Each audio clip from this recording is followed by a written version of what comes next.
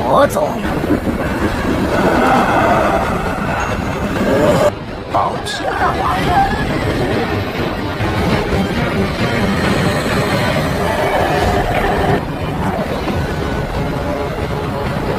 Adu kekuatan pun tak dapat terhindari. Sesaat Guru Lu terlihat kewalahan melawannya.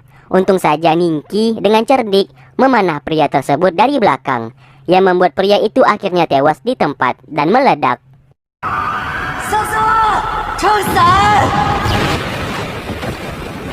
Sang dengan cepat membuka payung dan berhasil melindungi sang putri dari ledakan tersebut.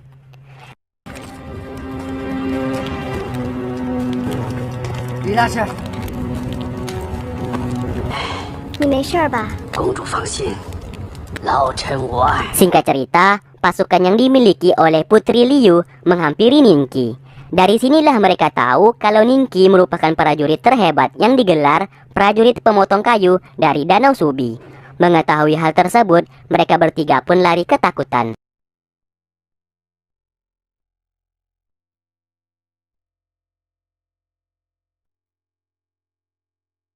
Di malam harinya, Liu menghampiri Ningki yang sedang menjaga sang tertidur. 什么？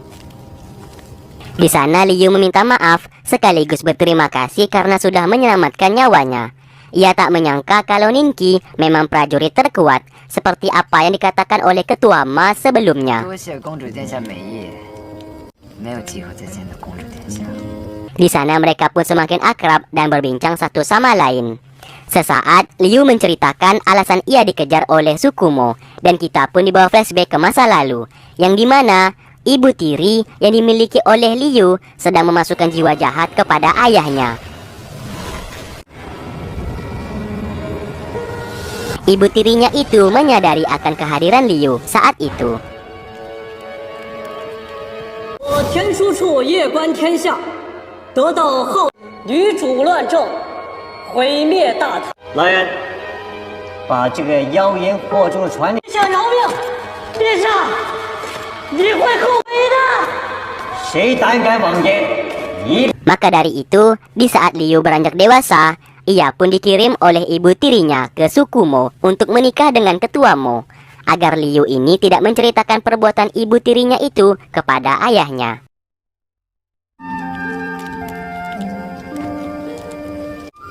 人活下来都不容易。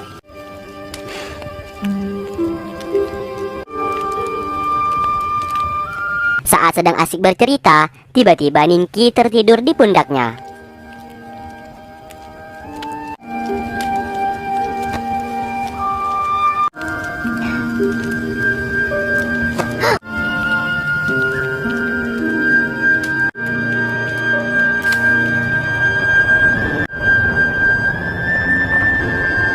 Hingga esok hari menjelang, mereka berdua pun dihampiri oleh pasukan dari negara Tang untuk menyelamatkan sang putri. Liu yang terbangun merasa senang karena pasukan negara Tang telah tiba. Namun tidak dengan Ningki yang masih saja tertidur pulas. 疯子，咱俩一直扶着我睡。 Dan pada akhirnya mereka pun berpisah. Di lain sisi, Jenderal Xiao Ho yang merupakan jenderal negara Tang ditangkap dan dimasukkan ke dalam penjara.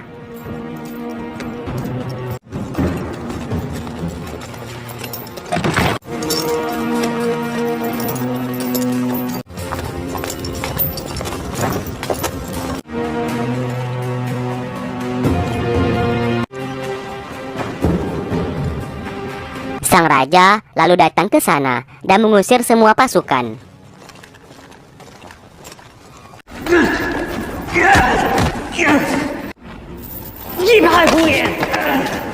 Faktanya, semua kejadian yang menimpa Liu dan pasukannya hendak membunuh Liu merupakan ulah dari Xiao Ho. Dan Xiao Ho berniat membunuh putri Liu.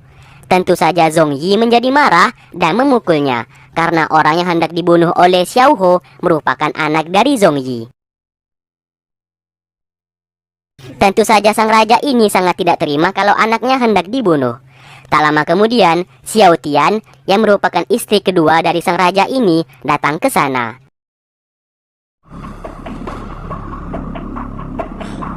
Xiao Tian memohon untuk tidak membunuh Xiao Ho dan meminta sang raja untuk mengampuni nyawanya. Sang raja pun akan mengampuni Xiao Ho dan menuruti permintaan istri keduanya tersebut.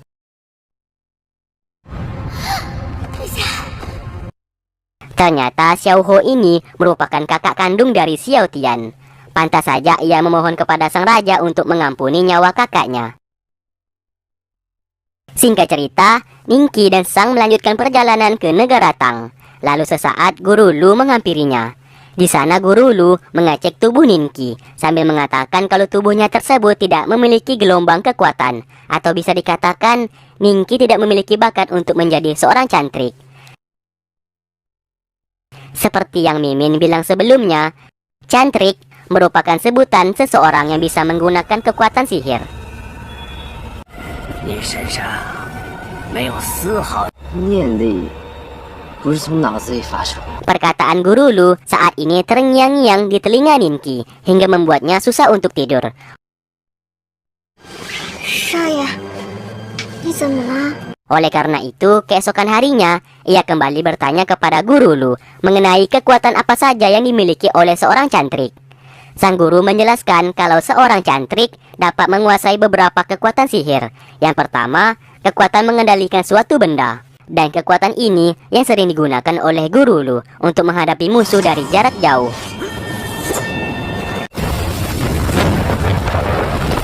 Kedua, ada kekuatan terbang. Kekuatan ini dapat membuat seseorang ringan seperti daun dan dapat mengendalikan elemen tanah sebagai senjata untuk menyerang.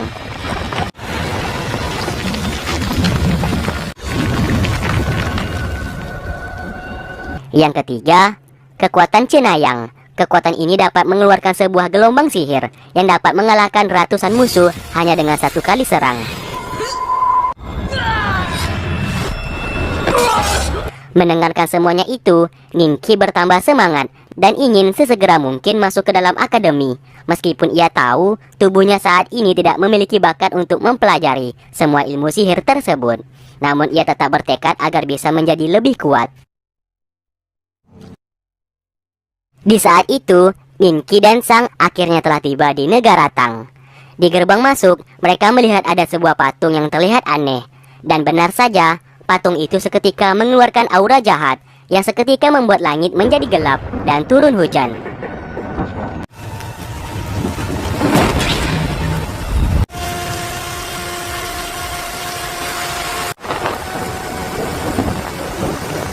Sesaat, Ningki merasakan sesak di dadanya yang membuat ia sulit bernapas.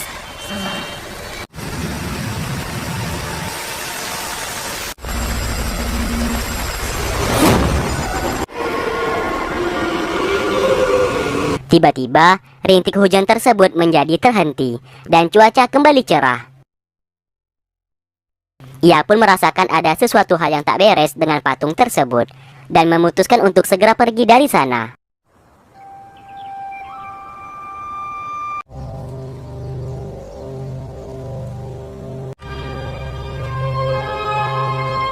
Setelah itu mereka pun melanjutkan perjalanan dan tiba di sebuah tempat yang tidak berpenghuni.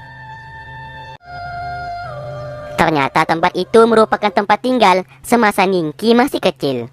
Ia pun teringat bermain dengan salah satu sahabatnya di sana. Dan tempat itu dihancurkan. Seluruh orang di sana telah dibunuh oleh Jenderal Xiao Ho dengan sangat kejam.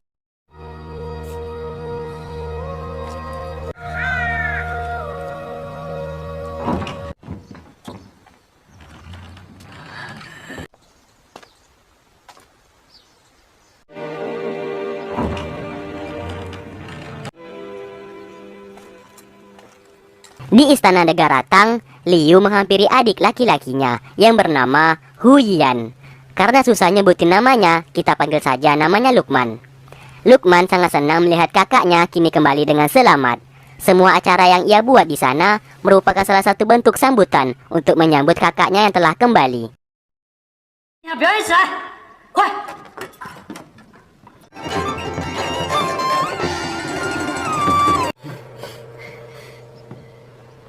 你 Kembali ke mereka, Ningki dan Sang yang sedang berjalan sesaat diikuti oleh seseorang, dan terlihat orang itu tiba-tiba menyerangnya.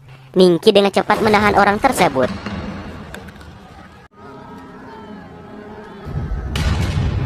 Dan tiba-tiba kita pun dibawa flashback ke masa lalu, yang dimana di saat itu keluarga Ningki beserta orang tuanya telah dibunuh oleh beberapa pasukan, yang ternyata semuanya itu perintah dari Jenderal Xiao Ho.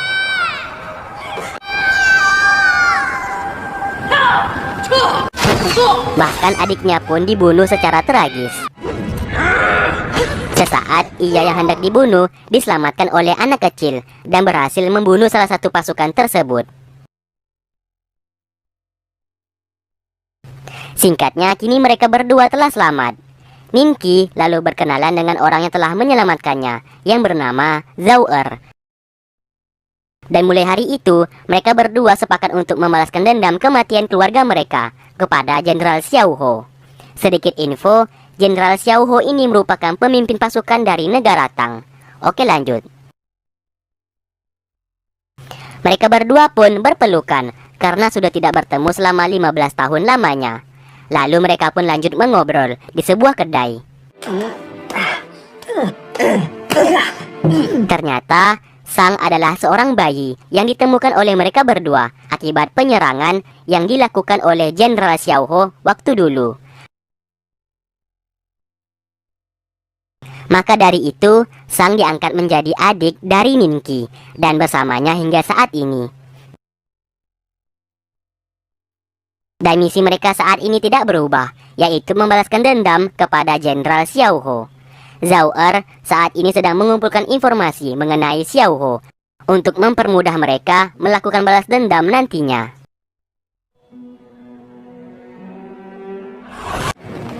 就是冲着他来的。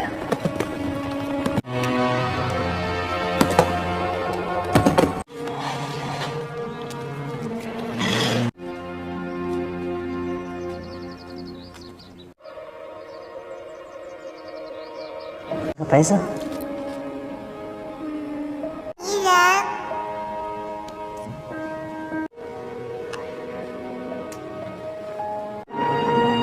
走。